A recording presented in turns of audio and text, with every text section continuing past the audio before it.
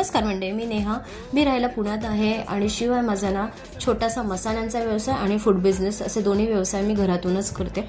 तर इथे आता उन्हाळी वाळवणाला सुरुवात झालेली आहे. उन्हाळी आता साठवणुकीसाठी जो मसाला लागतो तो पण सुरुवात झालेली आहे. तर कस्टमर्सने जसजशी रिक्वायरमेंट येते त्याप्रमाणे मी कस्टमरला फ्रेश करून देते मसाले. तर इथे ना गोडा मसाला मला कस्टमरचा ऑर्डर होता, त्याचाच व्हिडिओ मी तुमच्याबरोबर हा शेअर केला होता. शिवाय माझ्याकडे काळा मसाला, लाल मिरची पावडर, गरम मसाला आणि हळद पावडरसुद्धा विक्रीसाठी आहे. जर तुम्हालासुद्धा हे मसाले घरपोच हवे असतील तर मी स्क्रीनवर जो नंबर दिलेला आहे त्या नंबरवर तुम्ही मला संपर्क साधू शकता.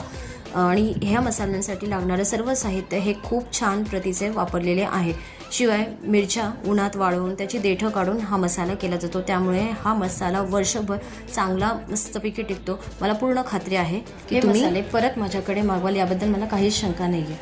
तर हे सर्व मसाल्यांचे जे व्हिडिओ असतात ते मी ना शक्यतो यूट्यूबच्या चॅनलवर टाकायचा, पोस्ट करायचा प्रयत्न करत असते सारखं, म्हणजे जेणेकरून तुम्हाला कळेल की मी कशा प्रकारचं साहित्य आणि कशा प्रकारचं मसाला केला जातो हा.